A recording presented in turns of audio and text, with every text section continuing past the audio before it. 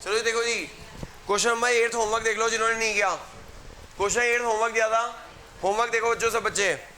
Question 8 homework, question 8 homework है जी, homework करा रहा हूँ।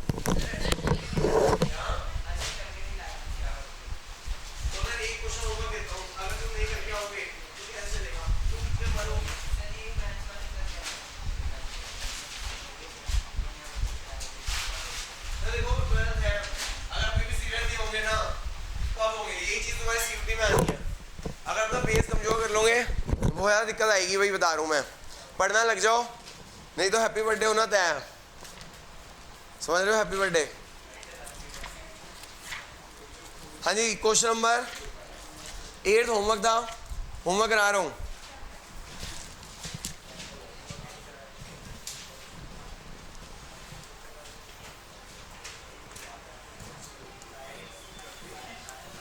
जिनके हाईएस्ट होंगे भैया उनको प्राइज मिल जाएगा, ठीक है जी। अभी तो हाईएस्ट 23 चल रहे हैं। कितने हैं 23 वाले? देखो बच्चों, प्रॉफिट है 31। अभी उन्हें हाईएस्ट में प्राइस अनाउंस नहीं किया, उन्हें फुल पे अनाउंस किया था। अगर फुल आ गए सब किसी के तो उसको मिलेगा, फिर बाकी को नहीं मिलेगा।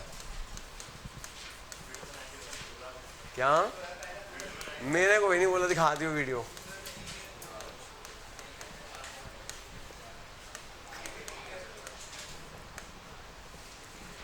हमें जो 8th होमवर्क दिया था, Manbir and Nirbal they admit Anhad into partnership, it was agreed to value goodwill at 3 year purchase of weighted average profit. Weights दे रखे हैं जो 1 2 3 4 5, मुझे प्रॉफिट दे रखे हैं। हमें निकालना है पहले statement showing weighted average profit, statement showing weighted average profit, statement showing weighted average profit निकालना है। तो जो देखो प्रॉफिट कितना है हमारा, प्रॉफिट है 70 का, 140 का। मुझे इस संडे ना 11 वाला टेस्ट है, अगले संडे होगा गुडविल का टेस्ट होगा, अगले संडे गुडविल का टेस्ट है। 50 रुपये का टेस्ट होगा, गुडविल बहुत आसान चैप्टर है भाई, बहुत आसान टेस्ट होना है और बहुत वो है सर, बहुत टुच्चा टेस्ट है। हाँ, जो प्रॉफिट ये दे रखे हैं सर। अब एक बात हो ना, जो मुश्किल चैप्टर होता है 500 रखता हूँ, जो आसान चैप्टर है 50 रुपये। 10% इसकी वेटेज नहीं है ना, वेटेज बोर्ड में कितनी है, 10% भी नहीं है, तो वेटेज के हिसाब से टेस्ट रखता हूँ मैं। प्रॉफिट ही आ गया, एडमिशन में रखेंगे ना 2100 रुपये का प्रॉफिट ही है। अब देखो जी, there was abnormal loss, abnormal loss है, एबनॉर्मल लॉस है। तो जो एबनॉर्मल लॉस किस साल हुआ, एबनॉर्मल लॉस 2014 में हुआ, एबनॉर्मल लॉस 2014 में हुआ। तो जो मैंने बताया था नॉन ऑपरेटिंग लॉसेस ऐड कर देते हैं, नॉन ऑपरेटिंग लॉसेस और abnormal gain, abnormal gain minus कर देते हैं, एबनॉर्मल गेन माइनस कर देते हैं, एबनॉर्मल गेन माइनस कर देते हैं। भाई लास्ट क्लास में नहीं आया था, वीडियो देख के आया? सच बोल, थोड़ी बहुत झूठा, अब फायदा क्या? अब तो गलत बात करता है भाई ये तो ना, तो अब तो ये तो गुडविल तेरे स्कूल में भी आ रहा है, तेरा फंडामेंटल भी खत्म नहीं हुआ ना अभी तक। झूठ है, झूठ झूठ, वो तो कह रहा हूँ तो झूठा है भाई। देख तेरा एक भी चैप्टर पूरा नहीं हो रहा अभी तक, इतने झूठ मत बोला कर भाई, पाप लगेगा पता है। अरे जो होमवर्क किया, होमवर्क किया मैडम दिव्यांशी? हाँ दिखाना। अरे जो एबनॉर्मल लॉसेस ऐड होते हैं, एबनॉर्मल लॉस ऐड होते हैं, एबनॉर्मल गेन माइनस होते हैं, होमवर्क ही करा रहा हूँ। एबनॉर्मल लॉस ऐड होते हैं, एबनॉर्मल गेन माइनस होते हैं। क्लोजिंग स्टॉक ओवर वैल्यूड हो गया, क्लोजिंग स्टॉक ओवर वैल्यूड हो गया जी, क्लोजिंग स्टॉक ओवर वैल्यूड हो गया। तो जो एक बार बताओ, क्लोजिंग स्टॉक ओवर वैल्यूड हो जाएगा, हाँ जी बताए ना सर लगन जी, आपने वीडियो देखी है। अगर क्लोजिंग स्टॉक ओवर वैल्यूड हो जाएगा तो प्रॉफिट पे क्या इफेक्ट पड़ेगा? मैं वही तो कह रहा हूँ सर, आप देख के आते हो कैसे आएगा फिर। हाँ madam, closing stock over valued हो गया तो क्या इफेक्ट पड़ेगा? क्योंकि क्लोजिंग स्टॉक आता है ट्रेडिंग अकाउंट की क्रेडिट साइड में, क्लोजिंग स्टॉक आता है ट्रेडिंग अकाउंट की क्रेडिट साइड में। अगर क्रेडिट साइड बढ़ जाएगी, अगर क्रेडिट साइड बढ़ जाएगी तो क्या होगा? प्रॉफिट बढ़ गया, सही करने के लिए माइनस करना पड़ेगा। कितना अमाउंट है? हाँ जो कितना अमाउंट है? 10,000 रुपये। अब इधर है क्लोजिंग स्टॉक, इधर क्या हो जाएगा, ओपनिंग स्टॉक हो जाएगा। इधर है क्लोजिंग स्टॉक, इधर क्या हो जाएगा, ओपनिंग स्टॉक हो जाएगा। जो क्लोजिंग स्टॉक 2016 का होगा ना, 2017 का ओपनिंग हो जाएगा। जो 2016 का क्लोजिंग होगा वो 2017 का ओपनिंग हो जाता है। क्या हो जाता है, तो ओपनिंग स्टॉक ओवर वैल्यूड हो गया। तो ओपनिंग स्टॉक ओवर वैल्यूड हो गया। अगर ओपनिंग स्टॉक ओवर वैल्यूड हो जाएगा, हाँ जी बेटा, ये 2017 का है, ये 2017 का है भाई, सॉरी 2017 में है भाई। क्लोजिंग स्टॉक ओवर वैल्यूड हो गया। अगर क्लोजिंग स्टॉक ओवर वैल्यूड हो गया तो ये माइनस हो जाएगा, इधर ऐड हो जाएगा। मैं एक बार दोबारा बता रहा हूँ भाई, हमने नॉन ऑपरेटिंग लॉसेस ऐड करने होते हैं, नॉन ऑपरेटिंग लॉसेस ऐड करने होते हैं और नॉन ऑपरेटिंग इनकम माइनस करनी होती है। फिर जो क्लोजिंग स्टॉक ओवर वैल्यूड हो गया, अगर क्लोजिंग स्टॉक ओवर वैल्यूड हो जाएगा तो आपका प्रॉफिट बढ़ जाएगा, आपका प्रॉफिट बढ़ जाएगा। सही करने के लिए क्या करना पड़ेगा, माइनस करना पड़ेगा। क्या करना पड़ेगा, क्योंकि क्लोजिंग स्टॉक ट्रेडिंग होंगी क्रेडिट साइड में आता है, क्लोजिंग स्टॉक ट्रेडिंग होंगी क्रेडिट साइड में आता है। अगर क्रेडिट साइड बढ़ जाएगी तो इनकम बढ़ गई, इनकम बढ़ गई तो प्रॉफिट बढ़ गया। सही करने के लिए माइनस करना पड़ेगा। इधर क्लोजिंग स्टॉक, इधर क्या हो जाएगा, ओपनिंग स्टॉक हो जाएगा। इधर क्लोजिंग स्टॉक, इधर क्या हो जाएगा, ओपनिंग स्टॉक हो जाएगा। ओके, बस बच्चों निकाल देना, ये प्रॉफिट निकाल देना। कितना आ गया, 90, ये आ गया 90, आगे गया 1110, आगे गया 1 लाख, आगे गया 150, आगे गया 175। बच्चों वेट्स दे देना, वेट्स देना। वेट क्या है, 1 2 3 4 5, वेट है 1 2 3 4 5। अब वेट्स इंटू प्रॉफिट कर देना, 90, 220, 3 लाख, 6 लाख, 870। अब वेटेड एवरेज प्रॉफिट कर लेना, करना जो weighted average profit, weighted average profit summation of weights into profit upon summation of weights, summation of weights into profit upon summation of weights. कितना आ गया सबका sum, 20,85 upon summation of weights. कितना आ गया वेटेड एवरेज प्रॉफिट, 139। गुडविल कितनी है, 3 साल का परचेज है, 4 लाख।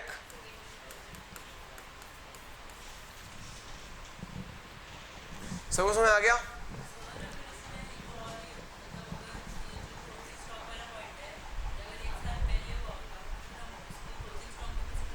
अगर क्लोजिंग स्टॉक यहाँ हुआ होता तो एक का अगले साल बिक जाएगा ना, इधर क्लोजिंग इधर ओपनिंग होता, फिर बिक जाता, फिर आगे नहीं करते। वो डेफिनेशन में आखिर तक करते हैं। कुछ समझ आया प्रकुन जी कि कुछ नहीं आया? सर सिंपल सी बात है, पहली क्लास में बताया था मैंने आपको, क्या करते हैं, नॉन ऑपरेटिंग एक्सपेंसेस ऐड करते हैं, नॉन ऑपरेटिंग को माइनस करते हैं, ऑपरेटिंग प्रॉफिट निकालते हैं। रेक्टिफिकेशन एरर है। क्लोजिंग स्टॉक ओवर वैल्यूड हो गया, हाँ जी सर, अगर क्लोजिंग स्टॉक ओवर वैल्यूड हो जाएगा, closing stock trading only credit side में आता है, क्रेडिट साइड बढ़ गई, क्रेडिट साइड तो इनकम बढ़ गई, प्रॉफिट बढ़ गया। सही करने के लिए माइनस करना पड़ेगा। इधर क्लोजिंग, इधर क्या हो जाएगा, ओपनिंग हो जाएगा। क्या हो जाएगा, समझ की बात की नहीं आई? तो ये आ जाएगा हमारा प्रॉफिट आ जाएगा। हाँ sir, weighted average profit method है ये, जैसे वेट्स देने होते हैं। स्टैट्स में पढ़ा था अगले साल, पिछले साल, 1 2 3 4 5 वेट्स इंटू प्रॉफिट हो जाएगा, समेशन वेट्स इंटू प्रॉफिट ये आ जाएगा, अपॉन समेशन वेट्स ये आ जाएगा, weighted average profit number of purchase से मल्टीप्लाई कर दो। समझ आगे बात की नहीं आई? हाँ जी, जो क्वेश्चन नंबर 9,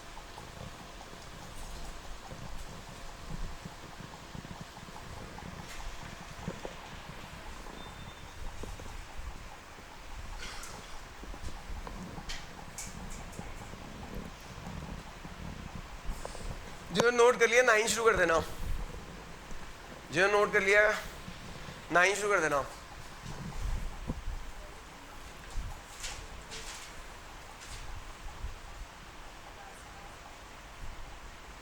मैं कुछ नहीं करता ना, एक भी चैप्टर पूरा नहीं हुआ अभी तक इसका।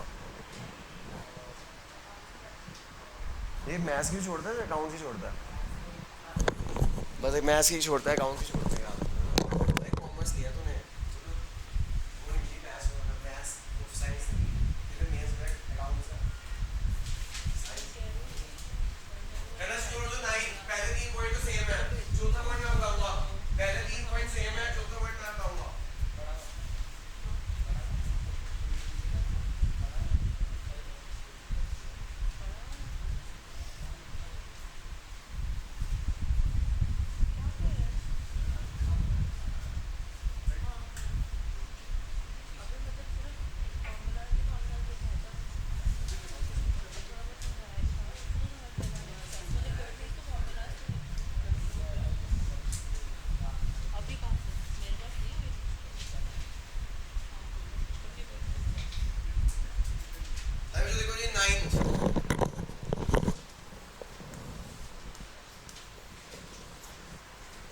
9 क्वेश्चन देखिएगा, हो गया नोट, हुआ नहीं हुआ था अभी? लो जी, लो जल्दी नोट करो। 9 करना शुरू कर देना बच्चों आप लोग, ये नोट कर रहे हैं तब तक। पहले 3 पॉइंट सेम है क्वेश्चन नंबर 7 जैसे, क्वेश्चन 7 जैसे है 9 के पहले 3 पॉइंट कर डालो।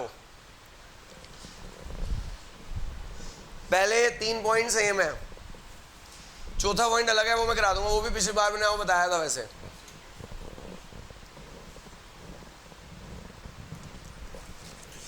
पहले 3 पॉइंट सेम है 7 जैसे, आखिरी पॉइंट अलग है।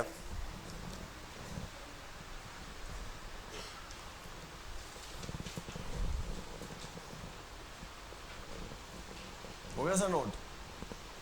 अभी मैम से बात हो गई? हाँ उस समय क्लास चल रही थी और उसके बाद भूल गई वो, कल मेरी बात हुई थी, आप बात करते चले आना। तो मेरा रेफरेंस देना मैडम, वो हिमांशी कह रही मेरा रेफरेंस लेगी, तो मेरा रेफरेंस देना, मेरे को 1000 में मिल जाएंगे, 500 बांट लेंगे। चलो हिमांशी का मत लेना, उसको 9000 में लेगी वो।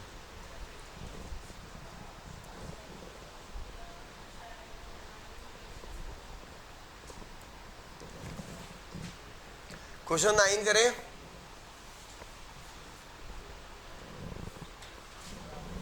हो गया नोट? तूने नोट किया नहीं क्या भाई? ये धीरे क्यों है? चलो भाई देखो ये 9th, देखो जो हमें प्रॉफिट दे रखा है, कौन से ईयर का दे रखा है? 14 15, 15 16, 16 17, 17 18। प्रॉफिट दे रखा है, जो नेट प्रॉफिट दे रखा है 1,01,000, 1,24,000, 1,40,000। मुझे यहाँ पे लिखा हुआ है 1 दिसंबर को मेजर रिपेयर कराई है, मेजर रिपेयर कराई। मैंने पिछली क्लास में बताया था मेजर रिपेयर कैपिटल एक्सपेंडिचर होती है, लेकिन उसे खर्चा मान लिया, रेवेन्यू मतलब खर्चा मानना। तो जो एसेट को खर्चा मान लिया बच्चों, कौन से ईयर में 1 दिसंबर लाया करेगा? 1 दिसंबर 2016 यहाँ लाया करेगा, 1 दिसंबर 2016। तो जो मेजर रिपेयर कैपिटल एक्सपेंडिचर होती है, कैपिटल एक्सपेंडिचर एसेट होता है, कैपिटल एक्सपेंडिचर एसेट होता है, कैपिटल एक्सपेंडिचर को रेवेन्यू मान लेना, capital expenditure treated as revenue, capital expenditure treated as revenue, capital expenditure treated as revenue, capital expenditure treated as asset को क्या मान लिया? खर्चा। सही करने के लिए क्या करेंगे? Add back. सही करने के लिए क्या करेंगे? Add back. फिर क्या करना है? डेप्रिसिएशन आनी है, फिर क्या करनी है? डेप्रिसिएशन आनी है। डेप्रिसिएशन आ दो जी। डेप्रिसिएशन कितनी है? 10% reducing balance method, 10% reducing balance method.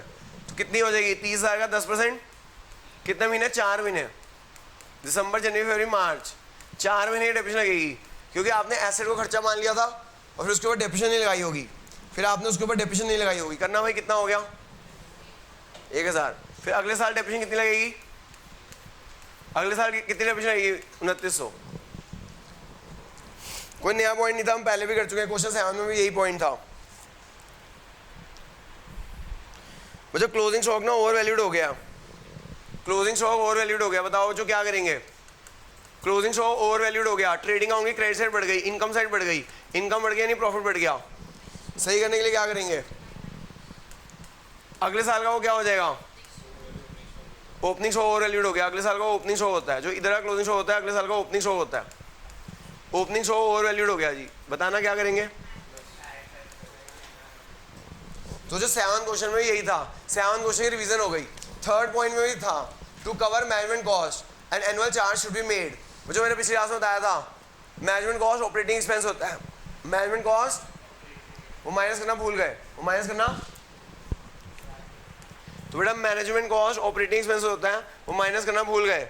Management cost operating expense होता है, वो माइनस करना भूल गए। मैनेजमेंट कॉस्ट ऑपरेटिंग एक्सपेंस होता है, वो माइनस करना भूल गए, माइनस करना भूल गए। तो मैनेजमेंट कॉस्ट ऑपरेटिंग एक्सपेंस होता है, वो माइनस करना भूल गए, तो माइनस कर दीजिए। मैनेजमेंट कॉस्ट ऑपरेटिंग एक्सपेंस होता है, वो माइनस करना भूल गए, तो ये ऑपरेटिंग एक्सपेंस। तो जो यहाँ तक तो पिछले क्वेश्चन की रिवीजन थी। आपने 7 क्वेश्चन जो लास्ट क्लास में किया था,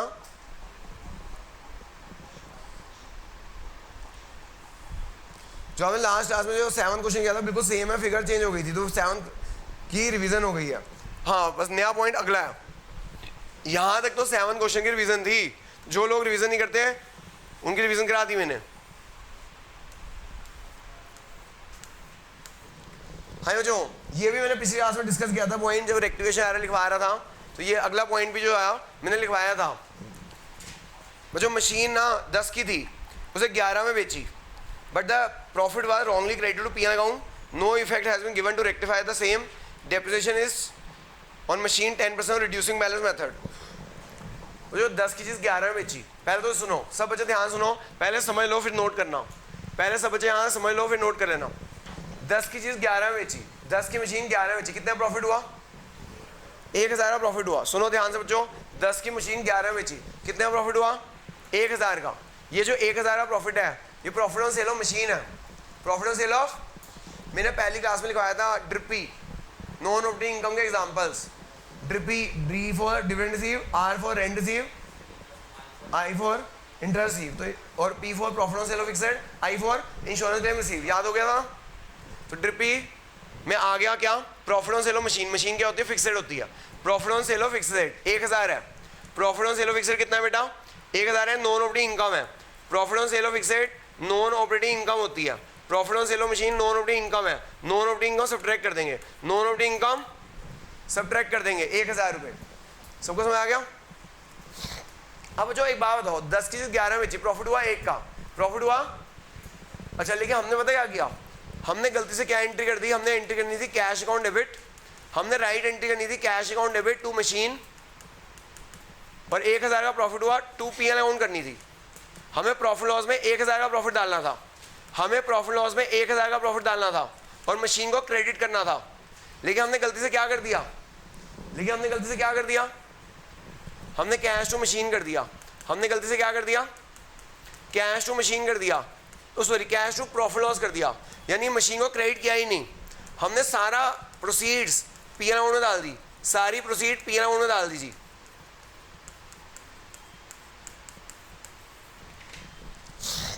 बच्चों हमें ये एंट्री करनी चाहिए थी, अगर आप मशीन बेचते हो तो आपको ये जल एंट्री करनी होती है, cash account debit to machine to profit loss. लेकिन कह रहे हैं हमने गलती से क्या कर दिया? Cash account debit to profit loss कर दिया। क्या कर दिया? Cash account debit to profit loss कर दिया। मशीन को क्रेडिट ही नहीं किया, मशीन को बुक से हटाया ही नहीं। मशीन को बुक से, अगर एक बात बताओ, जो अगर बुक से हटी नहीं होगी तो मशीन बुक्स के अंदर होगी, तो उस पर क्या लग रही होगी? डेप्रिसिएशन। जो सेल हो चुकी है उस पर भी डेप्रिसिएशन लग रही होगी, जो सेल हो चुकी है उस पर भी डेप्रिसिएशन लग रही होगी, है ना? आपकी मशीन बिक चुकी है लेकिन आपने उसे मशीन को क्रेडिट ही नहीं किया। अगर आपने मशीन को क्रेडिट ही नहीं किया तो उस पर डेप्रिसिएशन लग गई होगी, और डेप्रिसिएशन लगी होगी तो प्रॉफिट कम हो गया होगा। डेप्रिसिएशन लगी होगी तो प्रॉफिट, तो आपको डेप्रिसिएशन ऐड बैक करनी पड़ेगी, तो आपको डेप्रिसिएशन ऐड बैक करनी पड़ेगी क्योंकि मशीनरी बिक चुकी है, क्योंकि मशीनरी बिक चुकी है। तो 10,000 10 पर 1000, अगले साल 900, अगले साल 810, क्योंकि मशीनरी बिक चुकी है। लेकिन आपने मशीनरी को बुक से हटाया ही नहीं।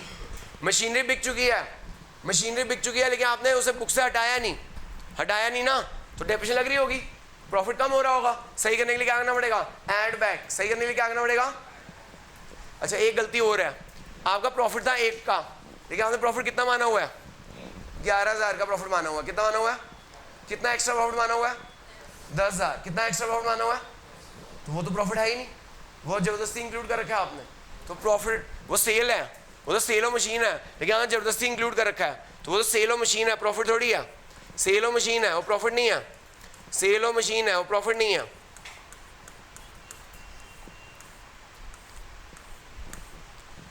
अब निकाल लो बच्चों।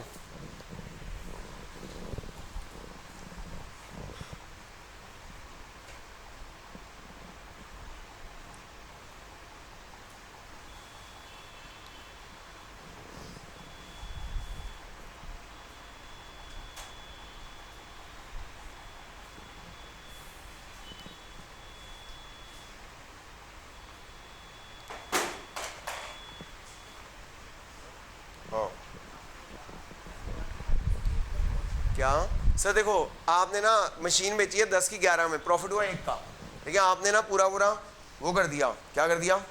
सारा यहाँ पे क्रेडिट कर दिया, यहाँ सारा क्रेडिट कर दिया। समझ की बात? सही करने के लिए क्या करना पड़ेगा? सही करने के लिए क्या करना पड़ेगा? हाँ समझ की बात कि नहीं आई? दोबारा समझाओ।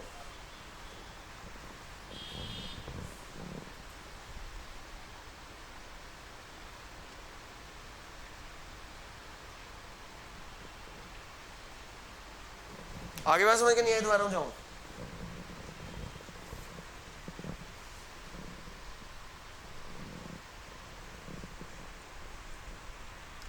ये आ जाएगा ऑपरेटिंग प्रॉफिट आ जाएगा, ये ऑपरेटिंग प्रॉफिट आ जाएगा। निकालना हो जो ऑपरेटिंग प्रॉफिट कितना आ गया? 77,000। आगे 78, आगे क्या? 1179,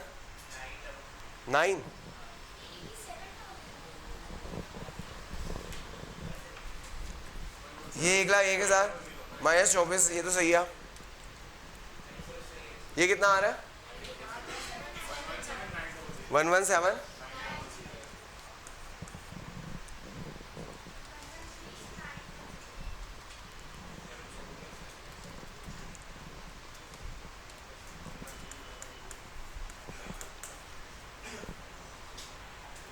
ये जो ऑपरेटिंग प्रॉफिट आ गया, अब वेट्स दे दो जी। वेट्स कितने हैं? 1 2 3 4। वेट्स कितने हैं? 1 2 3 4। कहाँ पे? ये 78 आ रहा है। चेक करूं क्या?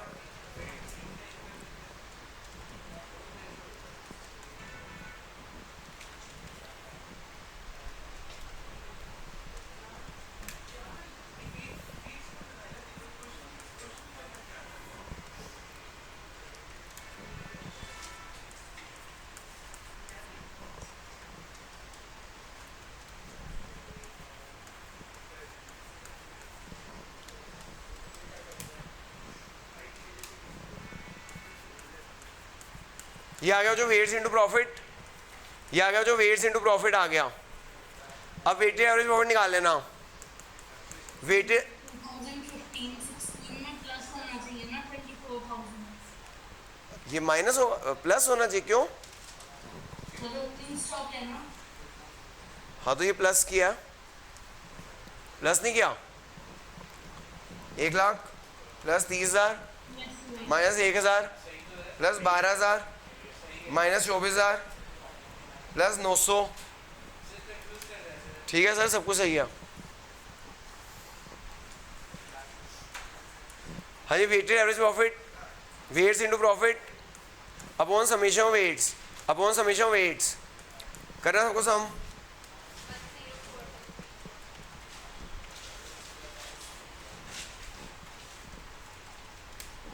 ये आ गया 10422340 अपॉन समेशन ऑफ वेट्स, ये आ जाएगा 104234। कितने ईयर परचेज है? कितने? 3 साल। Weighted average profit into number year purchase है, नंबर ईयर परचेज है 3 साल। 104234 इंटू नंबर ईयर परचेज 3 साल, कितना आ गया? जो 31270। इंपॉर्टेंट क्वेश्चन था जो ये जो हमारे 2 मेथड खत्म हो गए, ये 2 मेथड खत्म हो गए। Next method is super profit method.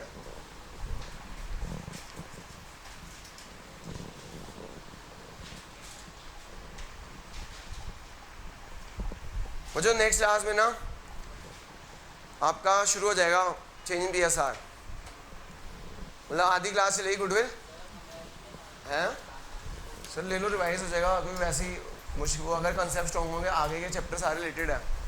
अगर आप चेंजिंग PSR अच्छी तरह कर लोगे तो एडमिशन, रिटायरमेंट, डेथ में बहुत हेल्प मिलेगी आपको। मुझे कम मेहनत करनी पड़ेगी, जितना अच्छी तरह करोगे। सेम चीज़ है कहाँ पे? एडमिशन में, रिटायरमेंट और डेथ में सारे चैप्टर सेम है, चारों चैप्टर।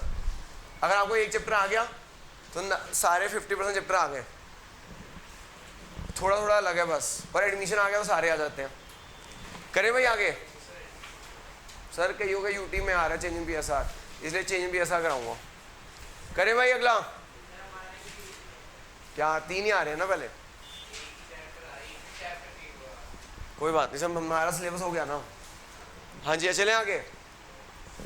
अगला मेथड है जो थर्ड मेथड है super profit method. Next class में आधी क्लास चलेगा गुडविल, आधी क्लास में चेंजिंग PSR। चेक कर लिया और नहीं कर लिया, चेंजिंग PSR करना कंपलसरी है, क्योंकि बेसिक स्ट्रॉन्ग होंगे तो आगे चैप्टर होंगे भाई।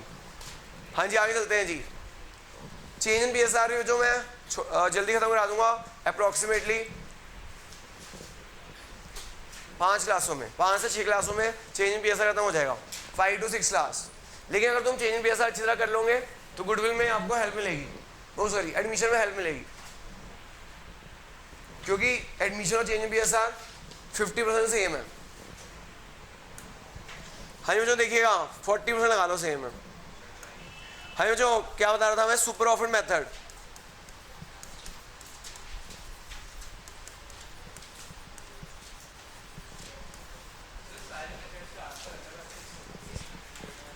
अलग हर मेथड ने ना अलग है ना। देखो पहला था एवरेज प्रॉफिट मेथड, वो कहता है हर साल को ना 111 वेट देता है। जो सिंपल एवरेज होता है उसमें वेट्स होते हैं, लेकिन 111 होते हैं तो मैं वेट्स देता नहीं था। लेकिन वेटेड एवरेज कहता है नहीं, शुरू के साल कम इंपॉर्टेंट है, जैसे जैसे हम मेहनत करते जाते हैं हमारा प्रॉफिट बढ़ता जाता है, तो उसे वेट 1, वेट 2, वेट 3 दो। अब सुपर प्रॉफिट मेथड वो कहते हैं गुडविल ये थोड़ी है। हाँ जी सुनो जरा ध्यान से, गुडविल ये नहीं है, पहले ये मेथड समझ लो। जो वो कहते हैं गुडविल ये नहीं है कि आप प्रॉफिट अर्न कर रहे हो, गुडविल ये नहीं है आप प्रॉफिट अर्न कर रहे हो। गुडविल क्या है कि आप जो दूसरों से ना एक्स्ट्रा प्रॉफिट अर्न कर रहे हो ना, वो गुडविल है। प्रॉफिट तो कोई भी अर्न कर लेता है, प्रॉफिट तो कोई भी अर्न कर सकता है। फॉर एग्जाम्पल यहाँ पे एक नया कोचिंग सेंटर खुल गया, वो भी उसके बाद बच्चे आ जाते हैं, उसके बाद बच्चे आ जाएंगे तो वो भी प्रॉफिट अर्न कर रहा है, थोड़ा बहुत ही सही कर तो रहा है। तो गुडविल ये नहीं है, गुडविल ये है कि जो नए कोचिंग सेंटर से आप, नए बिजनेस से आप जो ज़्यादा प्रॉफिट अर्न कर रहे हो वो आप ही गुडविल का अर्न है। क्योंकि पहला मेथड कहता था गुडविल क्या है, जो आप प्रॉफिट अर्न करोगे कितने साल तक करोगे। ये सुपर प्रॉफिट मेथड कहते नहीं, गुडविल ये नहीं है कि आप प्रॉफिट अर्न करोगे, ये कहते प्रॉफिट तो वो भी अर्न करता है जो नया बंदा है। गुडविल वो है क्या है, जो हम दूसरों से ज़्यादा अर्न करते हैं, जो दूसरों से नए बंदे से ज़्यादा अर्न करते हैं। मान लो जो मैं प्रॉफिट अर्न करता हूँ कितना बताया था मैंने, 10 लाख। एक नया कोचिंग सेंटर खुला, उसने भी अर्न किया साल का 1 लाख रुपए। कितना अर्न किया? न्यू कोचिंग सेंटर खुला, उसने भी साल का 1 लाख रुपए अर्न किया। जो नया कोचिंग सेंटर अर्न करेगा, जो नया बंदा अर्न करेगा, उसे बोलते हैं नॉर्मल प्रॉफिट। क्या बोलते हैं?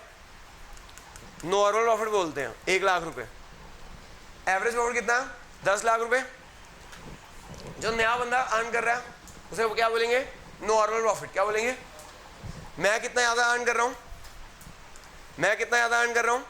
9 लाख रुपीज़। जो मैं ज़्यादा अर्न कर रहा हूँ उसे क्या बोलते हैं? Super profit. क्या बोलते हैं? Super profit. सुपर प्रॉफिट होता है जो आप नए बंदे से ज़्यादा अर्न कर रहे हो। मैं अर्न कर रहा हूँ 10 लाख, एक न्यू कोचिंग सेंटर खुला, उसने अर्न किया 1 लाख, मैं उससे ज़्यादा कितना अर्न कर रहा हूँ? 10 lakh, because of my goodwill, because of my. तो कितने साल में मैंने बताया था, कितने साल और पढ़ाने जा रहा हूँ मैं? 8 साल। कितने साल कमाने जा रहा हूँ? 8 साल। तो super profit into number of purchase, super profit into number of purchase. हाँ, एवरेज प्रॉफिट में से आप नॉर्मल प्रॉफिट माइनस करोगे तो सुपर प्रॉफिट आ जाएगा। यानी ये मैं अर्न कर रहा हूँ, ये नया बंदा अर्न कर रहा है, ये मैं एक्स्ट्रा अर्न कर रहा हूँ because of my goodwill, because of my. तो सुपर प्रॉफिट और कितने साल अर्न करूँगा मैंने बताया था? 8 साल। तो मेरी इस मेथड से मेरी गुडविल कितनी हो गई? 72 लैक्स। कितनी हो गई? 72 लैक्स। तो जो सुपर प्रॉफिट का फॉर्मूला क्या बना? ये तो एक ये एक फॉर्मूला ये बन गया। सुपर प्रॉफिट का फॉर्मूला क्या बन गया? Average profit minus normal profit, average profit minus normal profit.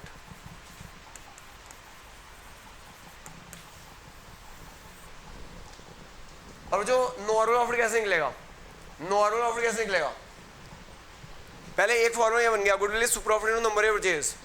दूसरा फॉर्मूला बन गया, super profit is average profit minus normal profit. जो नॉर्मल प्रॉफिट कैसे निकलेगा? कोई भी बिजनेस स्टार्ट करने के लिए बिजनेस में क्या डालनी पड़ती है? कैपिटल। यानी कि अगर आप डीसीए का कोचिंग सेंटर खोलने जाते हो तो आपको मिनिमम अमाउंट ऑफ इन्वेस्टमेंट करनी पड़ेगी। उस मिनिमम अमाउंट ऑफ इन्वेस्टमेंट को क्या बोलते हैं? Capital employed. क्या बोलते हैं?